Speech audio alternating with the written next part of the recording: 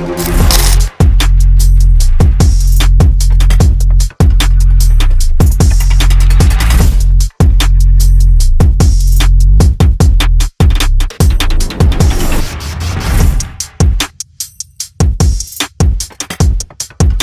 any further ado, Nick.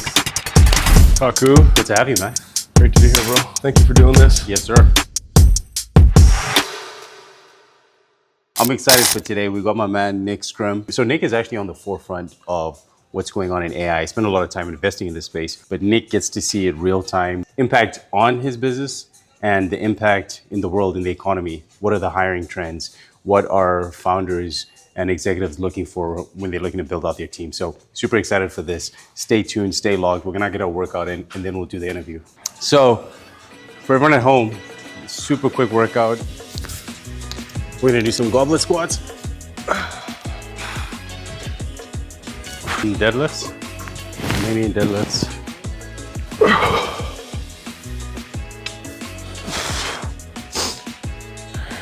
Kettlebell swings. I think that'd be good. Let's do a farmer's carry, but like, let's modify it slightly. Okay. So instead of holding both, want to get some core stability in, because that'll be a good finisher for this.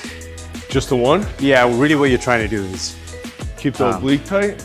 Yeah, exactly. Keep your oblique tight. You don't want to lean over. Yep. You don't want to overcompensate. You really want it to be as vertical as possible. Turn around. Yep. Same thing. Yeah. And then one of the keys to longevity, man. ab rollers. Sure. Pull-ups. Yep. Quick break. Okay. Do it again. Okay. Let's go. All right, bro, let's do it. Boom. Let's go. All right, baby, let's do it. I'm ready. Let's do it. 3, 2, 1.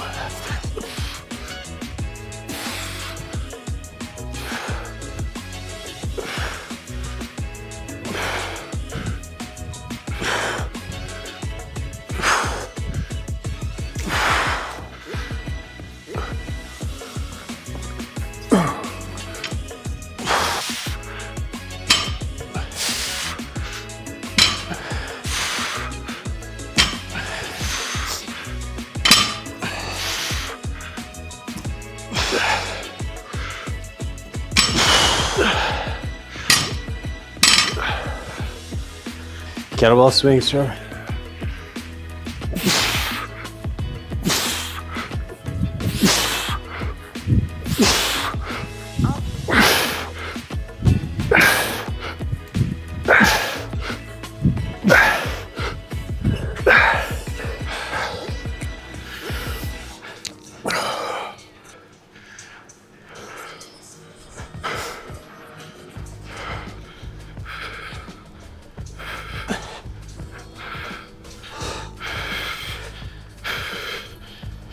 Whew.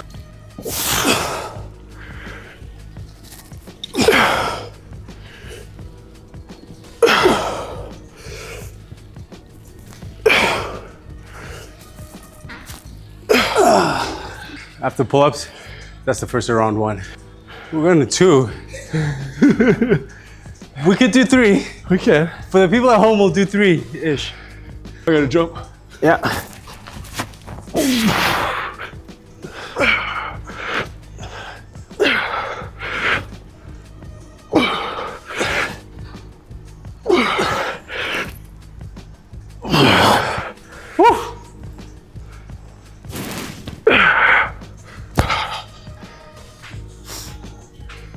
Good to go? Yep.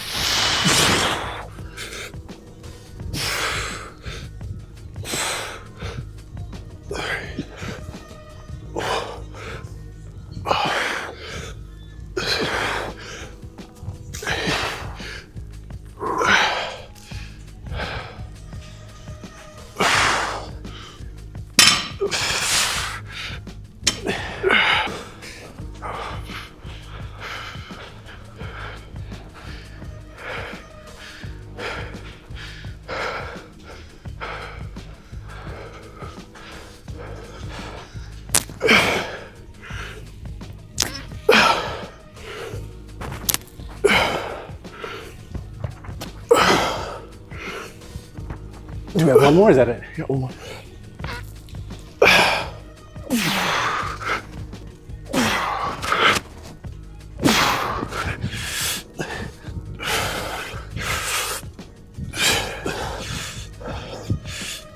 Hit VC, let's go. Nick and I just finished our workout.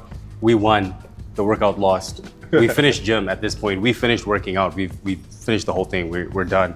But I'm super excited to have Nick. Nick and I have known each other for a couple of years. He's the homie, and after university, he went on to build his company. But without any further ado, Nick, Taku, good to have you, man. great to be here, bro. Thank you for doing this. Yes, sir. Happy to be a part of it. Nick Scrymgeour. I'm president and co-founder of a technology digital recruitment firm called CorGTA, based here in Toronto, Ontario. Awesome, man. How did you get started? Why did you decide to get into this field? I've been in recruitment for about 15 years and been building CorGTA specifically for about 10 now. The East Coaster that I am, the Maritimer that I am at heart, I think there's a big part of me that's an East Coaster that naturally we'd like to help people. Right. When I first got introduced to recruitment, I think a lot of people, especially those of us that are in agency recruitment, you didn't go to school or university thinking that one day you're going to be in the world of recruitment. It just kind of falls in your lap, right? But for me, that was one of the biggest things about it. Like, you are impacting people's lives. Right. You are hearing maybe their struggles or what they're not happy about, and then you're trying to find them that opportunity that they are going to be excited about, that they are going to be happy in, that is going to benefit them and their family and their careers, and things like that. And I always tell my team, like, when you place a candidate in a new role, like, that's a friend for life, man. Like, you just brought that person a new opportunity, and as long as you maintain that relationship and continue to curate that, like, that is someone that will remember you forever. CorGTA, we're 10 years into this and probably 1,500 placements later of candidates across Canada, right? So there's been a lot of impact that's been going on. And at CorGTA, is it yourself, you have a co-founder?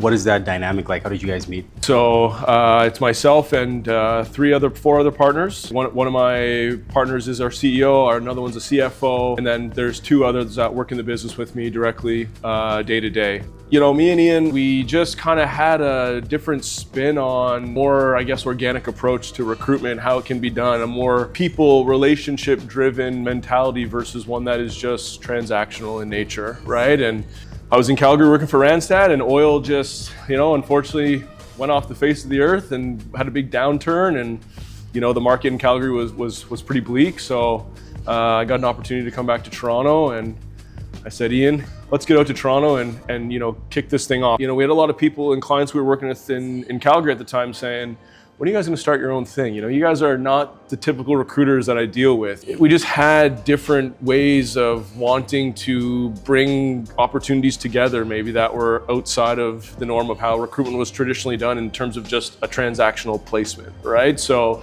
I think we tried to bring a lot of that methodology and school of thought into CorGTA when we started it. We initially set it up in the living room of my house, and for 2 years, he would show up at my house at 8:30 in the morning, leave at about 5 p.m. But most of those nights we were going to networking events and tech meetups and just trying to get our brand and ourselves out there. And, here we are 10 years later, like I said, probably close to 1,500 placements. We've got an internal team of about 20 employees right now, a mixture of sales and account managers, back office administrators, recruitment team, delivery. And it's a lot of fun. And so, you touched on the four founders. When we founded our company, we had three, and that was tough to get decisions done. I remember, I think I read something, I don't know if it was an interview, I read something with Dana White, him and the Fertitta brothers. Yep. They'd get to a deadlock and then they'd go to the gym and they'd, roll jujitsu, and that's how they sorted out, any kind of decisions they couldn't get after. Like, how do you guys get through decisions? That's a lot of people. Yeah, I think, two of our co-founders are, they're 20 years older than myself and Ozzy. Right? These guys are in their mid to late 60s. They have been entrepreneurs and builders for, since before I was born, but they've been very successful. And I think that, when they met Ian and I 10, 11 years ago, they thought, you guys got the juice, you got the mustard, we see something in you. We're gonna kind of take you under our wing here and show you how to build and scale a company. So a lot of the time in the early days, they would just let us fail to show us like, this is where your blind spots are. This is where, maybe you missed that, and this is how you got to learn from that, right? But as the business has grown and scaled, they give us a lot of trust to make a lot of the decisions that we make, and they're there more as strategic advisors in a sense, right? They're there to support us. They're there to be our soundboards when we need them. There's really not too much friction, in those. If we have a decision or something we want to do for the business, we kind of collaborate and they hear it all out, and we all just, literally like, you vote yes, yes, yes, yes. Cool, we're doing it, right? It's calm. Yeah, it is. It is. Don't get me wrong. Like everyone, people's egos get in the way sometimes. People's personalities, but for the most part, everyone's pretty level-headed. Okay.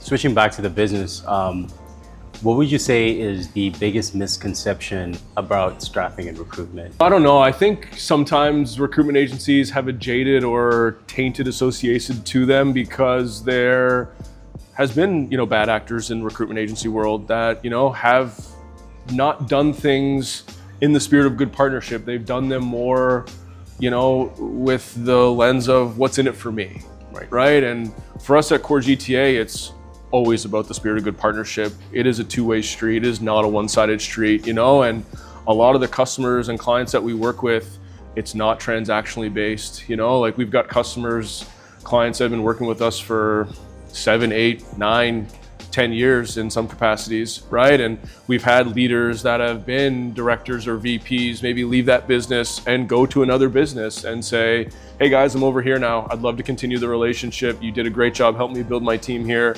Can you do it again for me over here, and bring us into that business? So, a lot of the growth that we've seen over the last 10 years, honestly, it's been a lot of organic growth, right? It's been a lot of just doing a good job, giving people a good experience, and showing them that working with a recruitment agency, frankly, can be a good experience for them, right? And that's what we try to do. So you've been this for 10 years. So you've gotten to see what things look like pre-AI, and I wouldn't even call it post. We're in current state right now. Definitely. So you get to see what the trends are. We read the headlines, but you get to see the trends.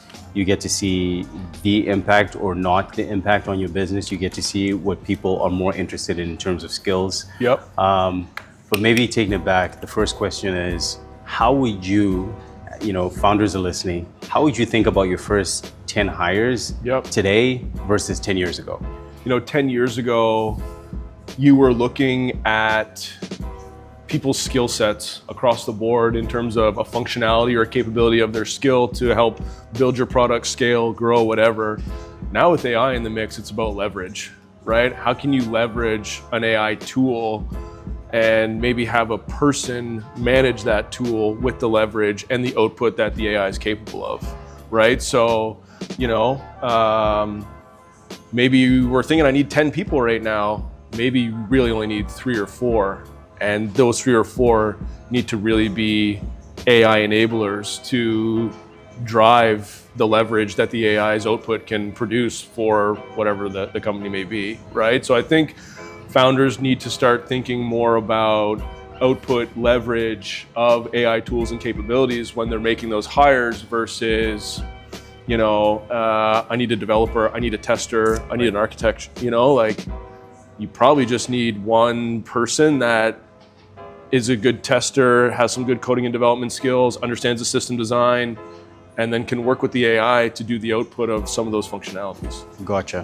What are some of the tasks you think founders should deliberately be thinking about, automating, for example? The biggest thing that I've seen that's a weight on founders is trying to do everything. 100%.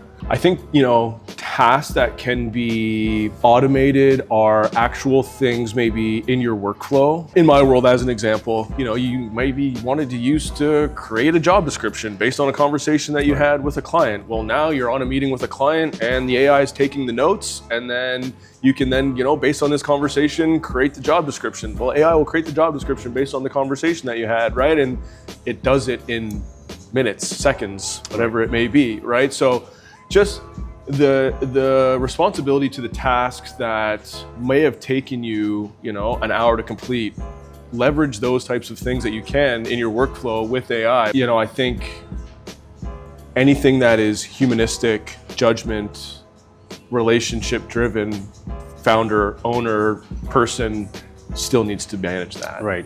Right. Okay. So maybe let's tug on that chord a bit.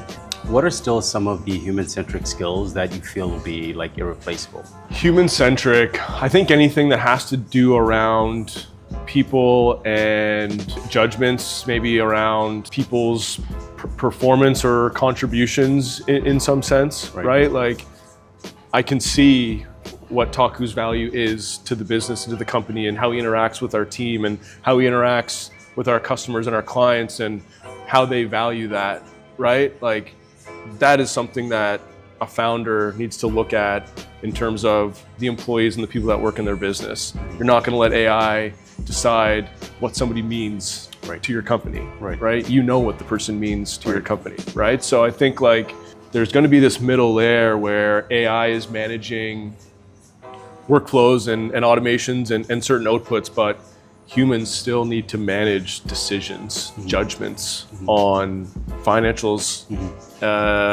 hiring people, right? Like those are decisions that you still need to make and be involved in. It's not something we're gonna output to AI. Maybe you can go query AI on, to gather your thoughts, but ultimately the decision needs to be left with, I think, the human. Gotcha. Okay. But that's just my opinion, so. No, it's good. I mean, your opinion is super valued because, again, I'm part of a group of people that we obsess over the technology.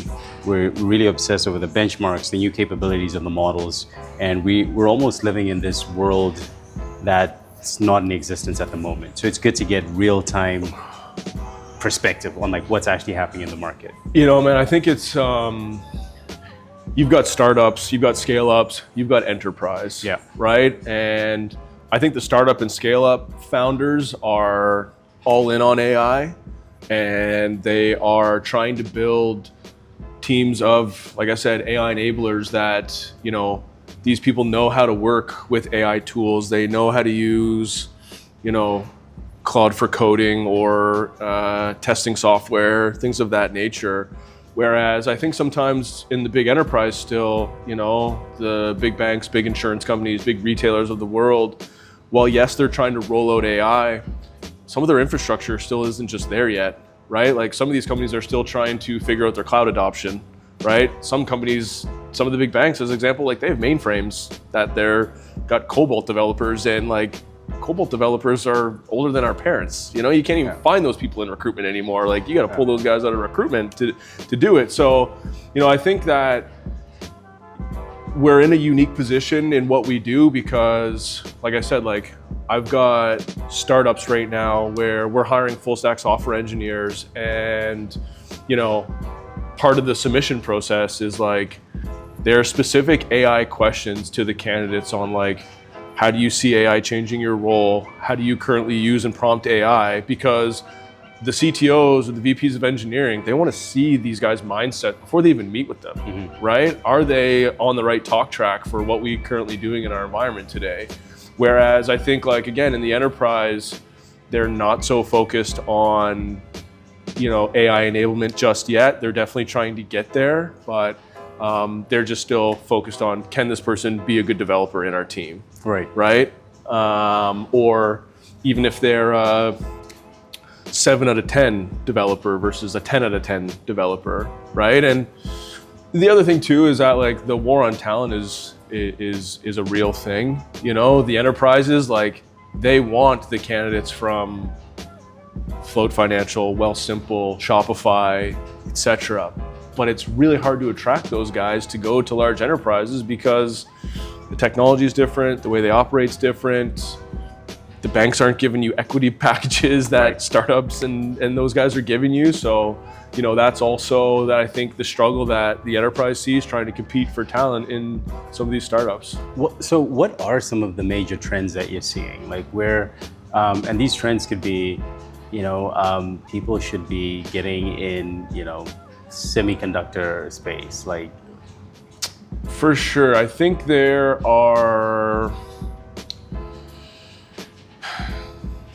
lot of industries in the world, right? You've got everything from retail, banking, insurance, fintechs, robotics, automation. I think, as an example right now, like in Canada, there's a huge investment in like defense innovation. There's a lot of VCs that are starting to raise capital, or, there's companies that are trying to scale around, I guess, like defense is definitely the word, but I'm trying to think of like some subsectors like within defense. Yeah. Right. But that's a huge area right now that we're seeing. I think robotics and automation, are definitely very prevalent right now. But I think overall trends like AI is disrupting, the market. I just saw Meta's laying off 15,000 people because they're going heavy in on AI enablement that can do some of those menial tasks that currently they pay an employee to do that, right? I think you see things like Claude, or I don't know if you've seen Perplexity Computer as an example. Like Perplexity Computer, it will literally replace a junior developer, an intermediate developer. Not to lose hope for those guys, but developers really need to upskill themselves to be AI enablers right now.